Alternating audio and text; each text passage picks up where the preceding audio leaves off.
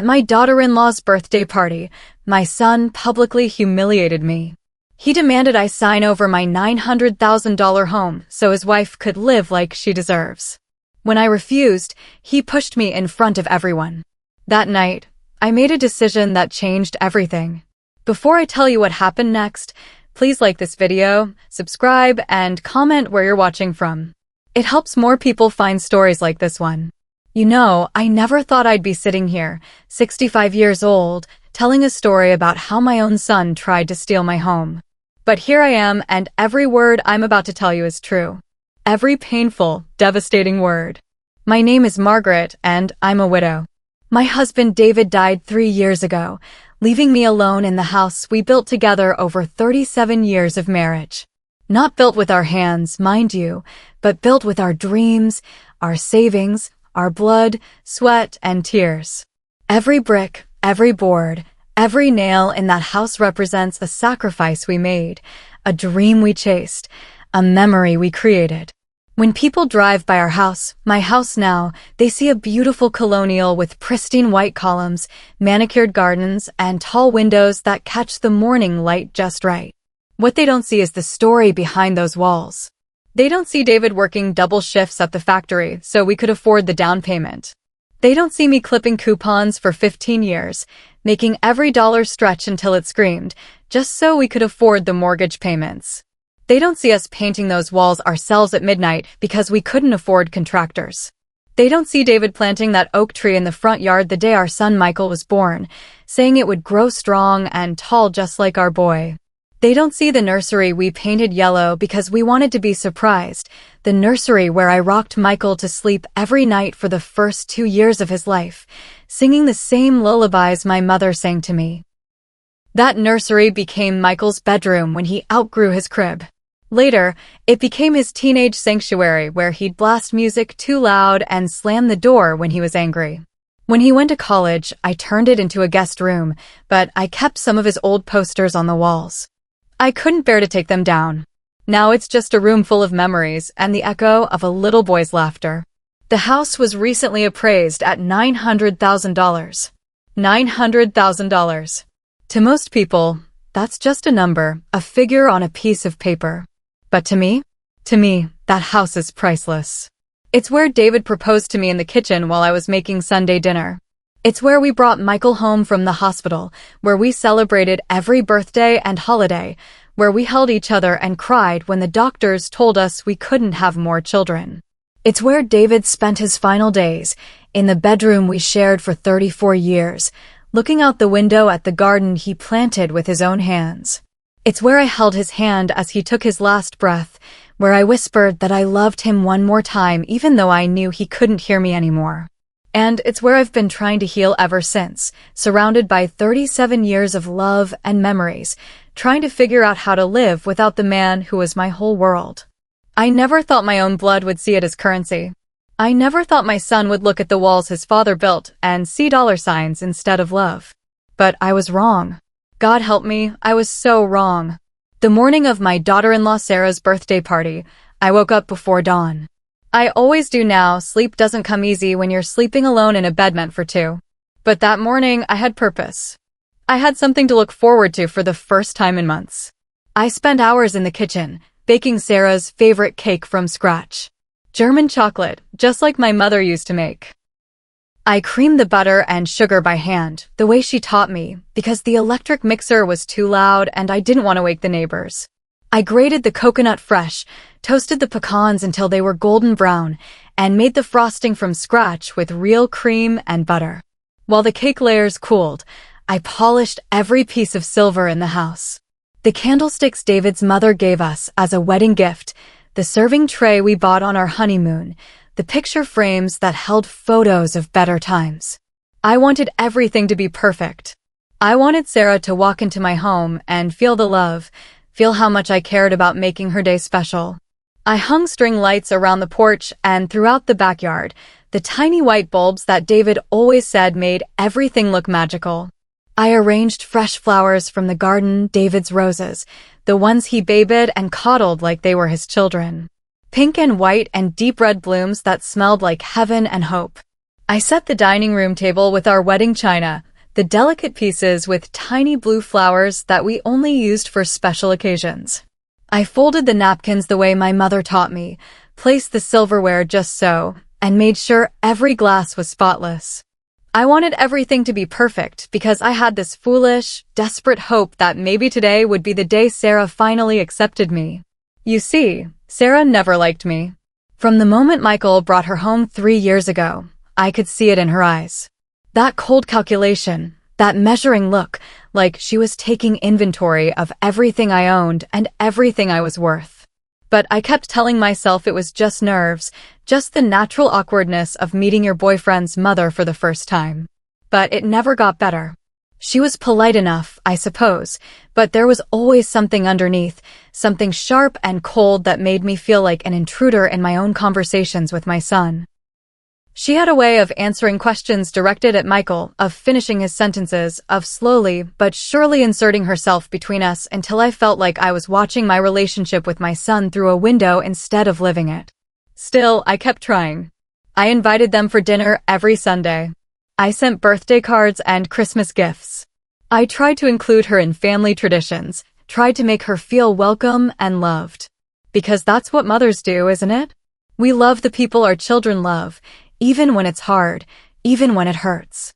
And that morning, as I arranged those flowers and hung those lights, I whispered a prayer to David. "Help me reach her today," I said to his picture on the mantle. "Help me show her that I want to love her like my own daughter. Maybe today she'll finally see I love her like my own."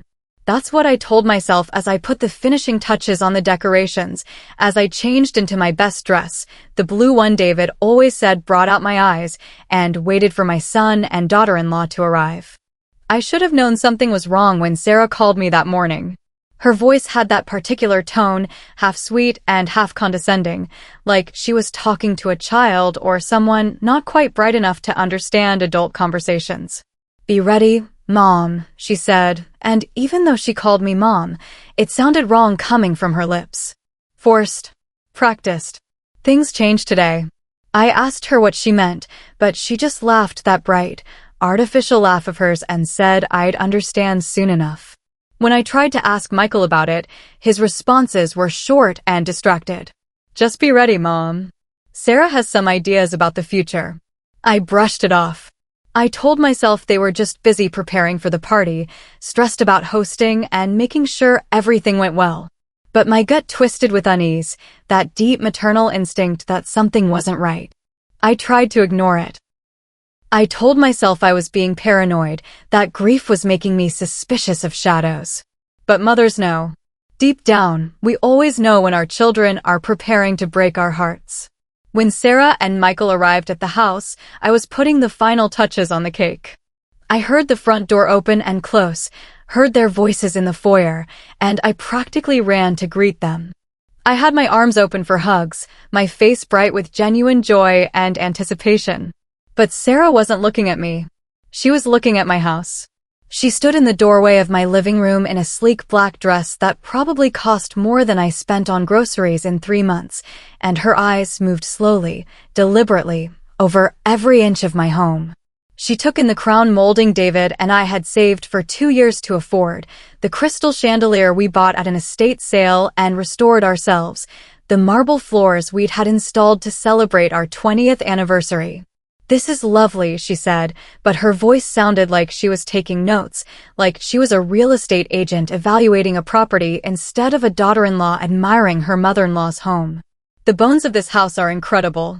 Such good bones." She ran her manicured fingers along the banister of the staircase, the banister David had sanded and stained by hand. She walked through the dining room, noting the built-in china cabinet he'd custom-made for me as a surprise on our 10th anniversary. She admired the kitchen island where I'd spent countless hours preparing meals for my family, but her compliments felt like appraisals. Michael followed behind her, avoiding my eyes, his hands shoved deep in his pockets.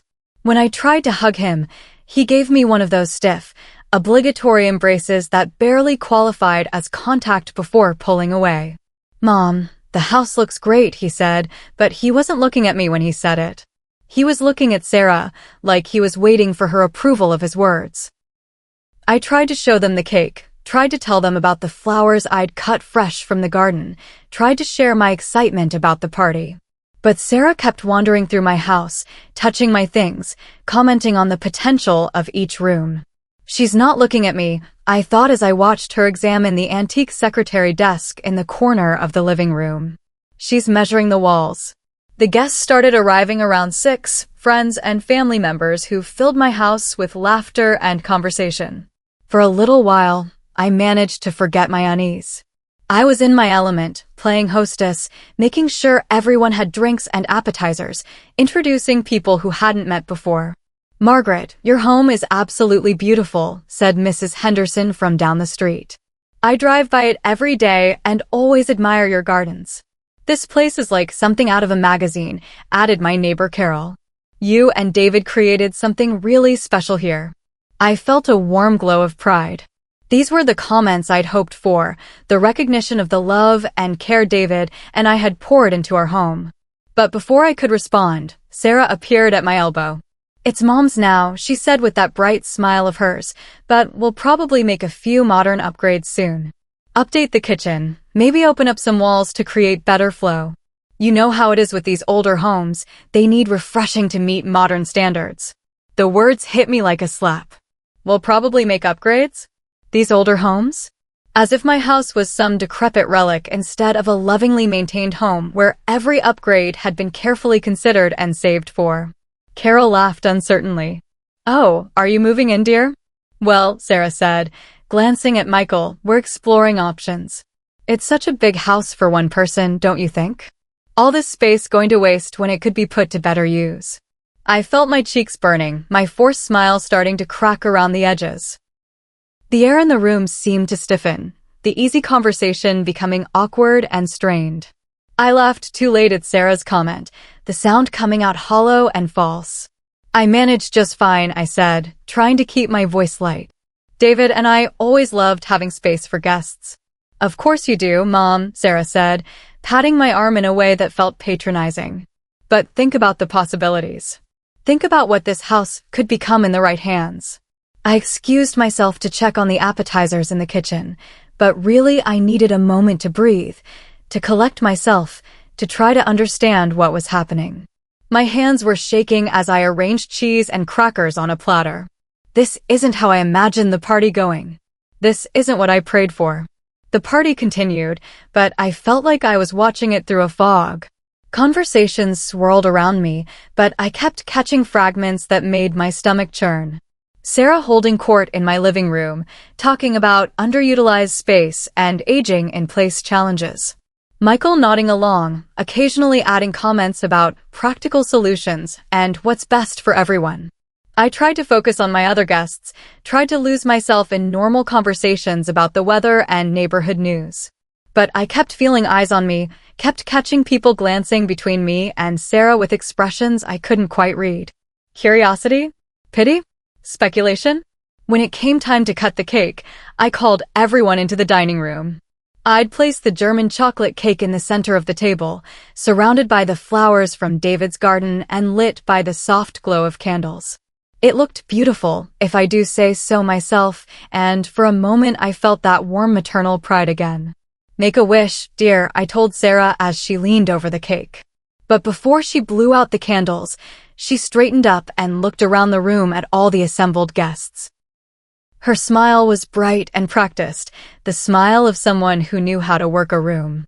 "Before I make my wish," she said, "I want to thank my wonderful mother-in-law for keeping this house so warm and welcoming for the next generation."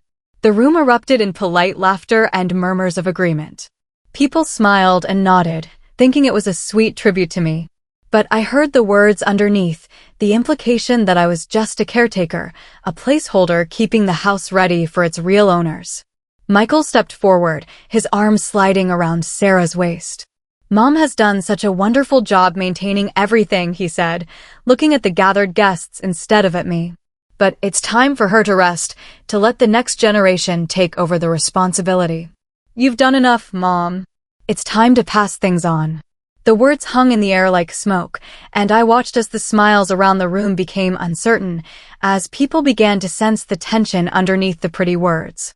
The easy party atmosphere was evaporating, replaced by something darker, something that made people shift uncomfortably and avoid my eyes.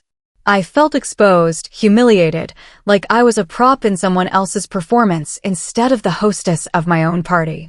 The cake suddenly looked garish instead of beautiful, the flowers seemed wilted, and the candlelight that had seemed so magical now felt harsh and unforgiving.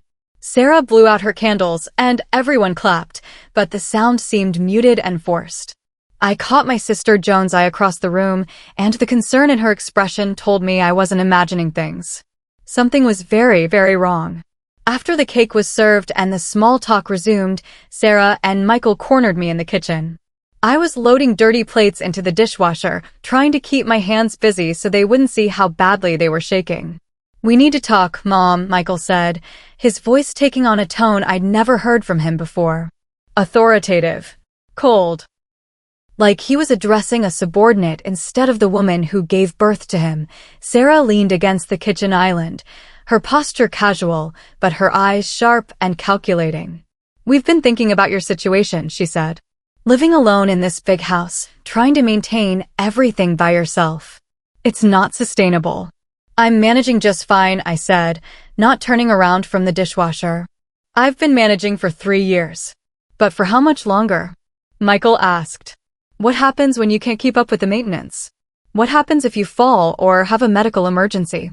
Who's going to take care of you?" I turned to face them, wiping my hands on a dish towel. "I have friends. I have Joan. I have a life here." "Joan is 70, Sarah said dismissively. "She can barely take care of herself. And friends aren't family. Friends aren't responsible for you." "You're responsible for me?" I asked, my voice sharper than I intended. Michael had the grace to look uncomfortable, but Sarah just smiled that cold, practiced smile. "We've spoken to an appraiser," she said. "The house is valued at $900,000. Can you imagine what security that kind of money could bring us? What opportunities? Us. Not me. Us. You could move into a nice assisted living facility," Michael added quickly. "Somewhere with activities and medical care on site. Somewhere safe." "I don't need assisted living," I said, my voice rising despite my efforts to stay calm. "I need my home. I need the place where your father and I built our life together." Sarah's expression hardened almost imperceptibly. "You'll still have your memories," she said. "Memories don't require a specific location. Memories don't require." I stared at her, speechless. This woman, this stranger who had somehow convinced my son that his mother was disposable, was telling me that 37 years of memories could be packed up and moved like furniture. I pulled Michael aside, away from Sarah's hearing. "You take the walls your father built?" I whispered urgently. "You'd sell the home where you were raised, where he died, where everything we were is still alive?" Michael's face was flushed, his eyes darting back toward Sarah like he was seeking her approval even for this private conversation with his mother. "We'll protect you from yourself, Mom," he said, his voice low but firm. "Don't make this harder than it has to be. Protect me from myself." As if loving my home, as if wanting to stay in the place where I'd been happy for 4 decades, was some kind of mental illness that required intervention. The boy I raised was gone. That's what I realized in that moment, standing in my kitchen while my son spoke to me like I was a confused child who couldn't be trusted to make her own decisions. The little boy who used to help me bake cookies in this very kitchen, who used to tell me I was the best mommy in the world, who used to promise he'd take care of me when I got old, that boy was gone, replaced by this stranger who looked at me with pity and calculation. We returned to the party, but the pretense of celebration was wearing thin. Sarah performed beautifully for the remaining guests, playing the role of the concerned daughter-in-law who only wanted what was best for her aging mother-in-law. "She's getting confused about practical matters," Sarah said to Mrs. Henderson, her voice full of false sympathy. "It's so hard to watch someone you love struggle with reality." "She's being difficult about accepting help," Michael added to my neighbor Carol. "We're trying to do what's best for her, but she's resistant to change." I stood there in my own living room, surrounded by people I'd known for years, and listened to my son and daughter-in-law systematically destroy my reputation. They spoke about me as if I wasn't there, as if I was some confused old woman who couldn't understand her own situation. Gasps and whispers followed their comments. I saw the way people looked at me, the mixture of pity and uncomfortable uncertainty. Were they wondering if what Sarah and Michael said was true? Were they questioning my mental capacity, my ability to live independently? The room felt like it was tilting, like the ground beneath my feet was shifting and unstable. These were my friends, my neighbors, people who had known me for decades.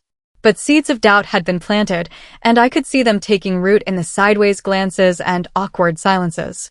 We just want her to be safe and comfortable, Sarah continued, her hand on Michael's arm, presenting them as a united front of loving concern. Sometimes the people we love most need us to make hard decisions for them. She doesn't understand how much my wife deserves, Michael said, and there it was. The truth underneath all the pretty words about my safety and well-being. This wasn't about protecting me. This was about what Sarah deserved. What Sarah deserved. My home. My security. My memories. All of it sacrificed on the altar of what Sarah deserved. I'd heard enough. I'd stood there and listened to my own son character assassinate me in front of people who had known me since he was in diapers, and I couldn't take another second of it. Stop, I said, my voice cutting through the conversations around me. Just stop. The room went quiet. Every eye turned to me, and I could feel my heart pounding so hard I was sure everyone could hear it. This is my home, I said, my voice shaking but clear. Mine and David's. We built this life together, brick by brick, dollar by dollar, dream by dream. I won't sign it away because someone else thinks they deserve it more than I do. Sarah's mask slipped for just a moment, revealing the cold anger underneath. But she recovered quickly, turning to the room with a sad smile. You see, she said softly. This is exactly what we're talking about. She's not thinking clearly. I'm thinking more clearly than I have in months, I said. And what I see is that you want to steal my home and make me grateful for it. Michael stepped forward, his face red with anger and embarrassment. Mom, that's enough. You're making a scene. Sign it, Mom, he suddenly shouted, his voice louder than I'd ever heard it. Just sign the papers and stop being so damn selfish. When I refused, when I stood there in my own living room and said no to giving away everything I had left, my son shoved me. My own son put his hands on me and pushed me backward. I stumbled, my hip hitting the edge of the coffee table, and I reached out to steady myself. My hand caught the edge of the cake plate, and it went crashing to the floor in an explosion of glass and frosting. The beautiful German chocolate cake I'd spent hours making spread across my hardwood floors like a crime scene. The room went dead silent. Not a breath, not a whisper, not even the sound of breathing. Everyone stared at the wreckage, the broken glass, the destroyed cake, and me, standing there with tears streaming down my face and my dignity scattered on the floor with the crumbs. No one helped. Not one person in that room moved to see if I was hurt, to help me clean up the mess, to check if I was okay. They just stared, frozen by the awkwardness of witnessing a family implosion. I looked at Michael, this man who used to be my little boy, and I didn't recognize him. His face was flushed with anger, his fists clenched at his sides, and there wasn't even a flicker of remorse in his eyes. No shock at what he'd done, no horror at having pushed his own mother. Just irritation that I was still standing in his way. I bent down and picked up a piece of the broken plate, a shard of the china that had been my grandmother's, that I'd treasured for 40 years. It cut my finger and blood mixed with the cake frosting on my hands. Get out, I whispered, and then louder, get out. The guests scattered like startled birds, grabbing coats and purses and murmuring awkward goodbyes. Within minutes, my house was empty except for me, Michael, and Sarah. Mom, you're bleeding, Michael said, and for a moment he sounded like my son again. Don't, I said, wrapping my finger in a napkin. Don't you dare pretend to care now. Sarah stepped carefully around the broken glass, her expensive shoes crunching on the crumbs. This is exactly why you can't live alone anymore, she said. Look at this mess. Look at how you're acting. I'm acting like someone whose son just assaulted her in her own home, I said. I didn't assault you, Michael protested. I barely touched you. You pushed me. You put your hands on me because I wouldn't give you what you wanted. They left, finally, with Sarah muttering about getting me professional help and Michael slamming the door so hard the windows rattled. I stood alone in my destroyed living room, surrounded by the debris of what was supposed to be a celebration, and I felt something inside me break that had nothing to do with china plates. Hours later, I was still cleaning. Glass shards had scattered everywhere, ground into the gaps between floorboards, embedded in the rug David and I had bought on our anniversary trip to Turkey. Every piece I picked up cut a little deeper, not just my hands, but my heart. It was past midnight by the time I finished. The grandfather clock in the hallway chimed 12 times, each note echoing through the house like a funeral bell. I sat on my couch, the same couch where David and I used to watch movies on Sunday afternoons, where we'd held Michael when he was sick, where we'd planned our future and reminisced about our past. My suitcase lay open on the bed upstairs, though I didn't remember getting it out of the closet. Maybe I'd been planning this longer than I realized. Maybe some part of me had known it would come to this. I walked through the house one more time, touching the things that mattered most. The mantelpiece where our wedding photo sat, both of us so young and hopeful. The kitchen table where we'd eaten thousands of meals together. The staircase banister where I'd hung Michael's Christmas stockings every year until he went to college. In the bedroom, I stopped at David's dresser, the one I'd never cleaned out because his cologne still lingered in the drawers. I picked up the framed wedding photo we kept there, the two of us dancing at our reception, lost in each other, and the promise of forever. I kept every promise I whispered to his image, even when they didn't. I kept every promise, David. I loved our son unconditionally, even when he broke my heart. I honored our home, even when he wanted to sell it. I tried to love his wife like my own daughter, even when she saw me as an obstacle to be removed. But I can't keep sacrificing myself on the altar of their greed. I can't keep pretending that love means letting people destroy me. At 3 a.m, I called a taxi. I took one suitcase, my purse, and the wedding photo. I left everything else, all the furniture we'd chosen together, all the memories we'd made, all the physical evidence of a life well lived. But I couldn't leave my dignity behind too. I didn't look back as the taxi pulled away from the house. I couldn't. If I'd looked back, I might have lost my resolve. I might have convinced myself to stay and fight, to call the police, to stand my ground. But I was tired. Bone deep, soul deep tired of fighting for my right to exist in my own space. The taxi driver was kind enough not to ask questions about why an old woman was leaving home at 3 a.m. with tears streaming down her face. He just drove through the empty streets while I watched my neighborhood disappear in the rearview mirror. My sister Joan lives in a small cottage by the sea, 2 hours away from the house I'd called home for 37 years. I'd called her from the taxi, waking her up with my tears and broken explanations. She didn't ask questions, didn't demand details. She just said, "Come home, Maggie. Come home to me." The cottage smelled like salt water and lavender instead of the lemon polish I used on my hardwood floors. The windows were smaller, the ceilings lower, the rooms arranged differently than I was used to. But when Joan wrapped me in her arms and let me cry until I had no tears left, it felt like safety for the first time in months. "You can start again," she whispered as dawn broke over the ocean outside her windows. "It's not too late to start again. Maybe I can." That's what I thought as I watched the sun rise over water instead of the garden David had planted. Maybe I can build something new from the wreckage of what I lost. But starting again doesn't mean forgetting.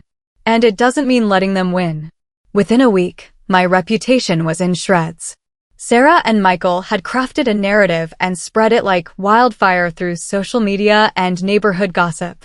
According to them, I was suffering from dementia. I was paranoid and aggressive. I'd attacked Sarah at the party, destroyed my own cake in a fit of rage, and fled in the middle of the night because I was having an episode. The Facebook posts started appearing within days. Photos from the party with captions about concerning behavior and difficult decisions. Comments from people who'd been there, people who'd watched my son push me but somehow remembered it as me attacking them. "She seemed so confused," wrote Mrs. Henderson. "I feel terrible that we didn't see the signs sooner." "Michael and Sarah are such saints for trying to help her," added another neighbor. "It must be so hard to deal with a parent who's losing their mind." My phone rang constantly with calls from concerned friends who'd heard about my condition. People who'd known me for decades suddenly spoke to me like I was a confused child, asking if I remembered who they were, if I was taking my medication, if I had someone looking after me. Because the victims died or were too intimidated to pursue justice, Rebecca replied. But Mrs. Wallace is very much alive, and she's not intimidated. Michael was staring at Sarah like she was a stranger. Sarah, what is she talking about? What charges? What other names? It's complicated, baby, Sarah said, reaching for his hand. These people are trying to confuse you. But Michael pulled his hand away. Is any of it true? Did you lie to me about who you are? The moment stretched between them, heavy with the weight of revealed truth. I watched my son's face as he began to understand the magnitude of what he'd been caught up in, the way he'd been used and manipulated. We can discuss this later, Sarah said, her voice sharp with warning. Right now we need to focus on getting your mother the help she needs. That's when Rebecca played the final recording, the one that ended everything. Sarah's voice, crystal clear, from a conversation she'd had with a friend just days after the birthday party. You think I married him for love? Please. Have you seen the house? Have you seen what it's worth? I'll milk this for everything I can get, then disappear when it gets boring. That's what I always do. The microphone had captured everything. Sarah's laughter. Her friend's shocked response. Her detailed explanation of how she'd manipulated Michael, isolated him from me, and planned to dispose of both of us once she had what she wanted. Michael's face went through a dozen emotions in the space of seconds. Shock, betrayal, rage, humiliation. He turned to Sarah with an expression I'd never seen on his face before, pure, unadulterated hatred. You used me, he whispered. Sarah realized she'd been caught. Completely, thoroughly caught with no way to lie or manipulate her way out of it. And that's when her careful facade finally shattered completely. You think I married him for love? She screamed, lunging across the table toward the recording device. Of course I didn't marry him for love.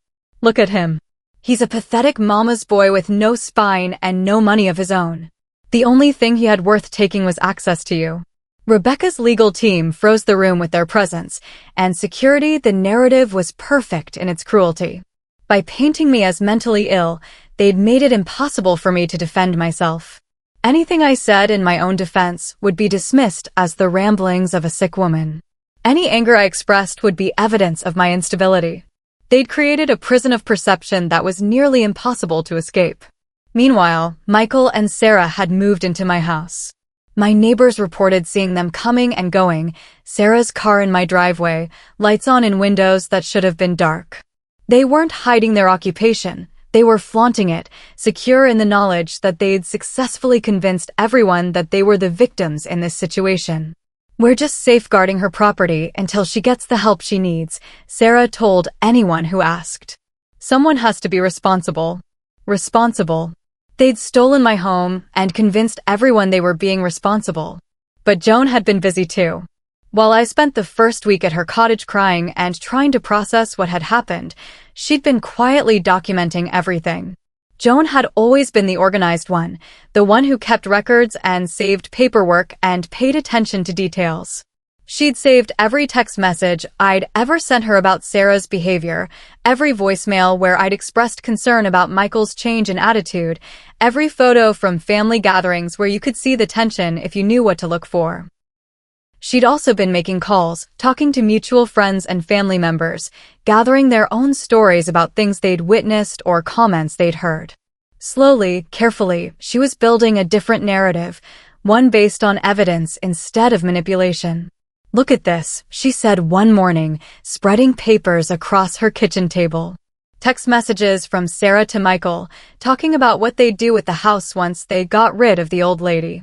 Voicemails where Michael complained about having to deal with Mom's drama. Photos from the party that showed the sequence of events leading up to Michael pushing me. We're going to fight back, Joan said. But we're going to be smart about it. The lawyer Joan found specialized in elder abuse and financial exploitation. Her name was Rebecca Martinez, and she was younger than I'd expected but sharp as a razor. She listened to my story without interruption, taking notes and asking pointed questions that showed she understood exactly what had happened. This is textbook elder abuse, she said when I finished. financial coercion, emotional manipulation, illegal occupancy of your property. The fact that they've launched a smear campaign to discredit you actually works in our favor. It shows consciousness of guilt. She explained the strategy. Document everything, serve legal papers, record any interactions, and above all, stay calm and rational. They've painted you as an unstable, confused old woman, she said. We're going to show the court exactly how clear and competent you are. We'll win with silence, not shouting, she told me. Let them be the ones who lose control. Let them be the ones who reveal their true nature.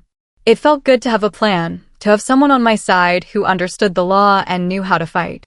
But it also felt surreal, like I was preparing for battle against my own child. How had it come to this? How had the little boy I'd rocked to sleep become someone I needed legal protection from? The investigation Rebecca's team conducted revealed things that made me physically sick. Sarah's past was littered with similar situations: older partners who'd mysteriously lost their homes or savings, elderly relatives who'd been isolated from their support systems before being financially exploited. She had a pattern, a methodology that she'd refined over years of practice. Seduce, isolate, extract, repeat. That was her system, and Michael wasn't her first victim. But according to the investigator's report, he was her most successful target so far. She'd never managed to get her hands on anything as valuable as my house before. The investigator found records of at least 3 previous relationships where Sarah had gained access to property or finances before disappearing. An elderly uncle in Florida who deeded her his condo before dying suspiciously young. A widowed boyfriend in California who'd added her to his bank accounts before she cleaned them out and vanished. A pattern of predation that stretched back over a decade. My son wasn't her husband. He was her prey. And I realized with horrible clarity that I wasn't the only victim here. Michael was being manipulated too, turned against his own mother by someone who'd made a career out of exploiting vulnerable people. But that didn't excuse what he'd done. It didn't erase the fact that he'd chosen to betray me, chosen to believe her lies over his own memories of our relationship. Being a victim didn't make him less of a perpetrator. She's good at what she does, the investigator told me. She finds people who are already vulnerable, recently divorced, grieving, insecure, and she gives them exactly what they think they need. For your son, she probably represented excitement, youth, a chance to feel important and desired. She made him feel special, then slowly convinced him that you were the obstacle to their happiness. My son wasn't her first victim. But I'll be her last. That became my mantra, the promise I made to myself and to David's memory. I might not be able to save Michael from his own choices, but I could make sure Sarah never did this to another family. The trap was set with careful precision. Rebecca arranged a meeting under the pretense of peaceful resolution, suggesting that we could work out a compromise that would benefit everyone. The meeting was scheduled at a neutral location, a conference room at Rebecca's law firm, and Sarah and Michael were told that I just wanted to talk, to find a solution that would let me stay in a smaller property while they took over the main house. Sarah's arrogance was breathtaking. She arrived dressed like she was closing on $1 million real estate deal, with a leather portfolio and a smug smile. Michael looked uncomfortable, fidgeting with his tie and avoiding eye contact, but he was there, standing beside her in a show of solidarity. I'm so glad you've come to your senses, Sarah said as she settled into her chair. This is really the best solution for everyone involved. She had no idea that every word was being recorded. No idea that Rebecca had positioned recording devices throughout the room. No idea that this wasn't a negotiation, it was a confession session. Rebecca played the first recording, Sarah's voice clear and unmistakable. Once we get rid of the old lady, we can renovate the whole place. Maybe add a pool, definitely update the kitchen. It'll be worth at least $1.2 million once we're done with it. Sarah's confident smile faltered. Where did you get that? From your own phone, Rebecca replied calmly. You sent it to Michael 3 weeks ago. The next recording was Michael's response. Just be patient. Mom's stubborn, but she'll come around. And if she doesn't, we'll make her. Michael's face went white. That's not. I didn't mean. You didn't mean to threaten your own mother? Rebecca asked. Because that's exactly what this sounds like. The recordings kept coming. Plans to handle me if I became too difficult. Discussions about selling my furniture and personal belongings. Conversations about what they'd tell people if I tried to fight back. Each revelation hit like a physical blow, but I sat quietly and watched my son's face crumble as he heard his own words played back to him. But we were just getting started. Rebecca opened a thick folder and began spreading documents across the table.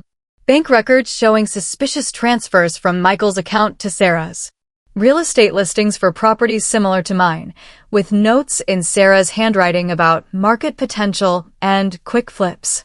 Internet search histories from Sarah's computer showing research into elder abuse laws and how to have someone declared mentally incompetent. This shows premeditation, Rebecca explained. This wasn't a spontaneous decision born out of concern for Mrs. Wallace's welfare. This was a calculated plan to steal her property. Sarah finally spoke, her voice tight with anger. You can't prove anything. That's all circumstantial. Actually, we can prove quite a lot, Rebecca said. She pulled out another folder, this one even thicker. We've been investigating your background, Ms. Patterson. Or should I say Ms. Richards? Or perhaps Ms. Chin. You seem to use a lot of different names. The room went silent. Michael stared at Sarah like he was seeing her for the first time. Sarah Chin was charged with elder fraud in California in 2018, Rebecca continued. Lisa Richards was investigated for financial exploitation in Texas in 2020. Jennifer Patterson, your current identity, has been moving through the Southeast for the past 2 years, leaving a trail of confused elderly victims in her wake. Sarah's mask was slipping completely now, the sweet concerned daughter-in-law facade cracking to reveal the cold calculation underneath. Those charges were dropped, she said through gritted teeth. Was called to escort Sarah out as she continued to scream threats and obscenities. But the damage was done. Every word had been recorded, every confession captured. Court papers were served that afternoon. Restraining orders. Eviction notices. Charges for illegal occupancy, elder abuse, fraud, and attempted coercion. The legal system moved with surprising speed once they had clear evidence of criminal behavior. Within a week, the locks on my house were changed. Within 2 weeks, Sarah was arrested on multiple charges related to her pattern of elder exploitation. The investigation had uncovered enough evidence to build cases in 3 different states. I stood on my front porch for the first time in over a month, holding the new keys to my own home. The moving truck in the driveway was carrying out boxes marked Sarah's belongings, though most of it turned out to be stolen or purchased with money she'd taken from previous victims. Michael came to see me the day after Sarah was arrested. He stood on my doorstep like a stranger, his face hollow with shame and regret. I almost didn't recognize him, not because he looked different, but because I could see my son again in his eyes instead of Sarah's reflection. Mom, he said, and his voice broke on the word. I'm so sorry. I'm so sorry. I wanted to forgive him immediately. Every maternal instinct in my body screamed at me to pull him into my arms and tell him it was okay, that we could move past this, that nothing he'd done could ever make me stop loving him. But I couldn't. Not yet. You pushed me, I said quietly. In my own home, in front of people who've known you since you were a baby, you put your hands on me. I know. He was crying now, tears streaming down his face like a child's. I know, and I hate myself for it. I don't know who I was during those months. She changed me. She made me believe things about you that weren't true. What things? That you were trying to control my life. That you didn't want me to be happy. That you were getting old and confused and needed to be managed. He wiped his face with his sleeve. She was so convincing, Mom. She made it sound like taking the house away from you would be doing you a favor. I understood then how completely Sarah had manipulated him. She'd fed his fears about my aging, about his responsibility as my only child, about what would happen to me if I stayed alone in the house. She'd twisted his love for me into a weapon against me. But understanding didn't erase the pain. It didn't undo the humiliation of that birthday party or the weeks of character assassination that followed. It didn't heal the trust that had been broken when my own son chose to believe a stranger's lies over his own mother's truth. I need time, I told him. I need time to heal from what you did to me. He nodded, still crying. I understand. I'll wait as long as it takes. And I need you to get help, I continued. Real help. Therapy. I need you to understand how someone was able to turn you against your own mother so completely. I need you to make sure it never happens again. I will. I promise. Promises are easy, Michael. Trust has to be earned. I closed the door gently but firmly. I still loved my son, would always love him, but I couldn't pretend that love was enough to fix what had been broken. Some things require more than love. They require accountability, change, and time. A mother gives life. A wife gives love. But greed gives birth to monsters, and I won't feed one again. That's what I realized as I stood in my reclaimed living room, surrounded by the familiar furniture and the familiar silence of my own home. I'd spent months trying to understand how my son could betray me so completely, how he could look at the home his father built and see only dollar signs. But the answer was simple. He'd been infected by someone else's greed, someone else's emptiness, someone else's monstrous appetite for what didn't belong to her. But I'd enabled it too, in my own way. I'd been so desperate for Sarah's approval, so willing to sacrifice my own comfort and boundaries to keep peace in the family, that I'd made myself into prey. I'd shown her exactly where my vulnerabilities were and how to exploit them. Never again. I won't make myself smaller to make someone else comfortable. I won't apologize for taking up space in my own life. I won't negotiate with people who see my love as weakness and my generosity as opportunity. The legal proceedings continued for months. Sarah's case went to trial, and I had to testify about what she'd done to me and my family. It was painful, reliving those moments in front of strangers, but it was also liberating. For the first time, I got to tell my side of the story without someone interrupting or contradicting me. Sarah was convicted on multiple counts of elder fraud and sentenced to 5 years in prison. More importantly, the case created a legal precedent that made it easier for other victims to come forward and seek justice. 3 more families pressed charges based on the evidence uncovered in my case. I kept half the money from selling a portion of my property and used it to establish a trust in David's name, the David Wallace Trust for Elder Protection. It provides legal assistance and advocacy for older adults who are being financially exploited by family members or caregivers. It's already helped dozens of people fight back against the monsters who try to feed on their vulnerability. The other half of the money went into a secure trust for my own future care, managed by an independent trustee with strict oversight. No one will ever again be able to claim they need to manage my finances for my own good.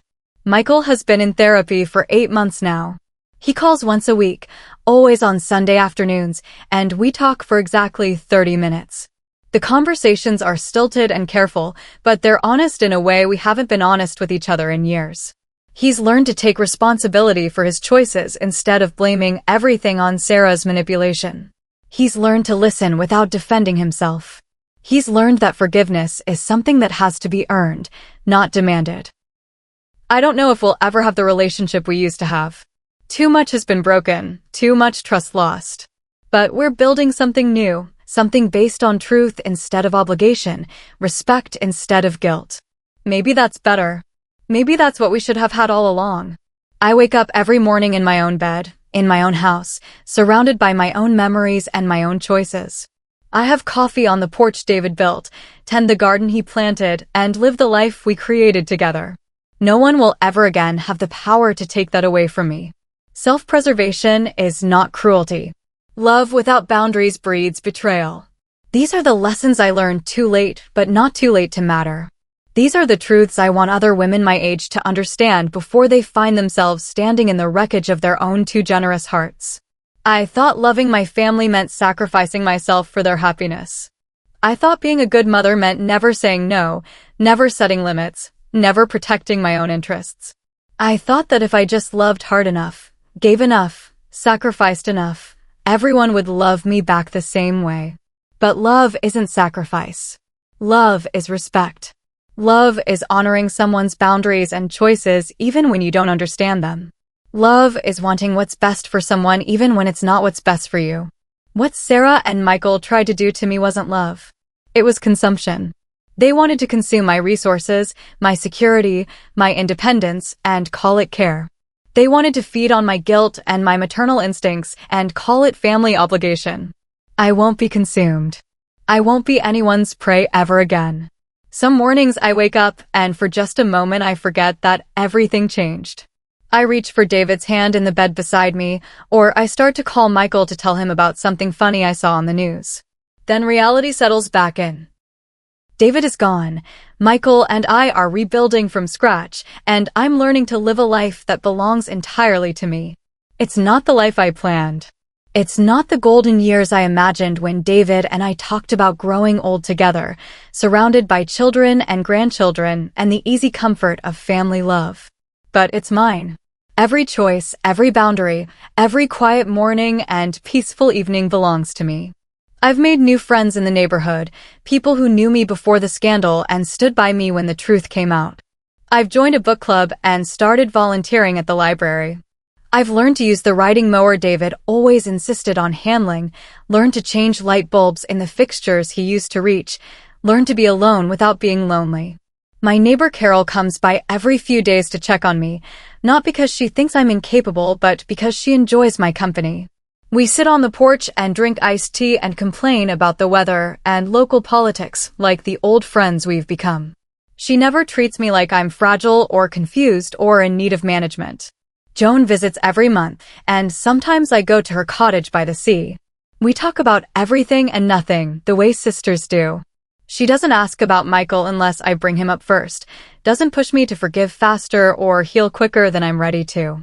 She just loves me exactly as I am, where I am, without conditions or expectations. The house feels different now. Lighter somehow, despite everything that happened here. The rooms hold the same memories, but they hold new ones too, memories of standing up for myself, of refusing to be a victim, of choosing my own peace over other people's comfort. I've redecorated the guest room, the one that used to be Michael's nursery. I took down his old posters and painted the walls a soft yellow, the color of morning sunlight. It's my reading room now, filled with books and plants and the comfortable chair where I spend my evenings. Sometimes I sit in that chair and think about the woman I was a year ago, so desperate for approval that I was willing to sacrifice everything I'd built for the illusion of family harmony. I feel compassionate toward her, that woman who tried so hard to be everything to everyone that she forgot to be anything to herself. But I'm not her anymore. I'm someone who knows the difference between love and manipulation, between generosity and self-sacrifice, between family loyalty and being consumed by other people's greed. I'm someone who says no when no is the right answer. Someone who protects her own peace even when other people call it selfish. Someone who understands that you can love people completely and still refuse to let them destroy you. Family isn't who shares your roof.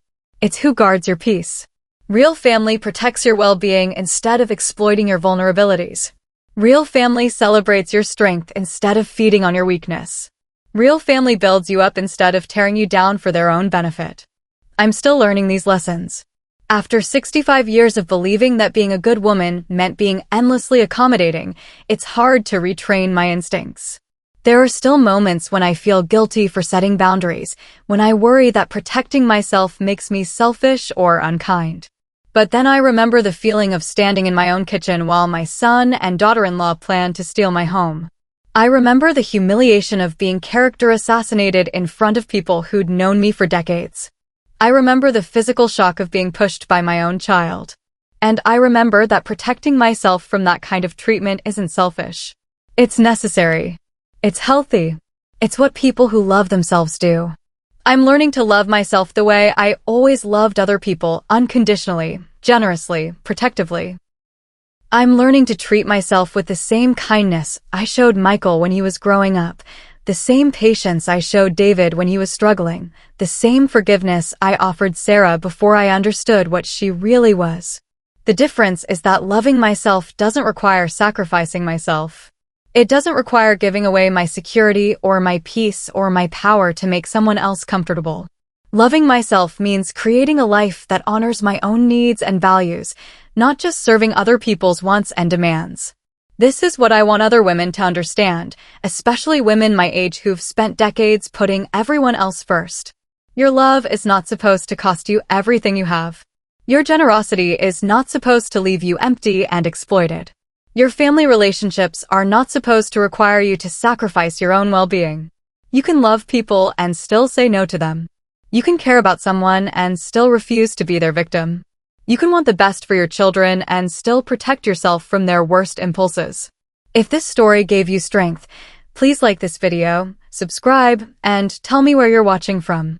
And if you face betrayal from your own family, remember, your worth isn't up for negotiation. Your peace matters. Your security matters. Your happiness matters. Not just as a means to someone else's ends, but as valuable in its own right. You deserve to live in safety and dignity, surrounded by people who celebrate your presence instead of calculating your value. You deserve to sleep peacefully in your own bed, in your own home, knowing that no one has the power to take it away from you. You deserve relationships based on mutual respect instead of exploitation. You deserve to be loved for who you are, not what you can provide. Don't let anyone tell you that protecting these things makes you selfish or unkind. Don't let anyone convince you that love requires self-destruction. Don't let anyone feed on your generosity until there's nothing left of you but an empty shell. You are worth more than what you can give away.